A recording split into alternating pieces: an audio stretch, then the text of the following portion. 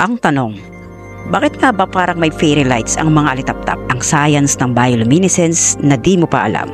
Isang gabi habang nagiinuman kayo, mapapansin mo ang mga alitaptap na parang nag-ambush ng Christmas lights sa kapitbahay. Ang Instagrammable, sabi mo. Pero teka, bakit nga ba sila nag-glow? Hindi yan para magpa-cute sa TikTok, may science na mas wild kaysa love life mo. Tara, usisahin natin ang bioluminescence ng may halong hugot at hagik-gik. Chemistry ng pag-glow. Lucy, what? Ang bioluminescence ay parang inuman sa katawan ng alitaptap.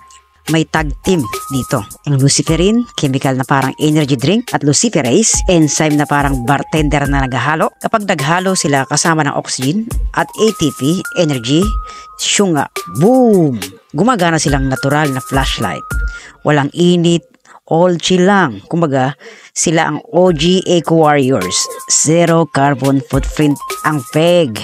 Swipe right sa mga alitaptap. Landi 101. Ginagamit nila ang ilaw para makipag-flirt syempre. Parehong lalaki at babae ay may secret code sa pag-flash. Halimbawa, ang lalaki, det.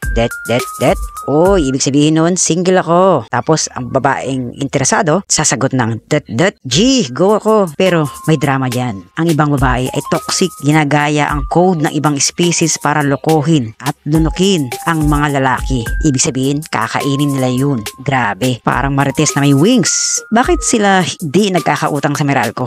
Samantalang tayo yung naghihikaw sa electric bill, libre lang ang light show nila. 90% efficient ang bioluminescence nila. Halos lahat ng energy na pupunta sa ilaw. Kung tao to, baka 10% lang ang glow. 90% ay ang init, may assignment pa ako. Kaya, kung nagtaas ang Meralco, isipin mo, sana all alitaptap, walang problema sa budgeting. Alitaptap, mga bayani ng siyensya. Hindi lang pamparomance ang glow nila.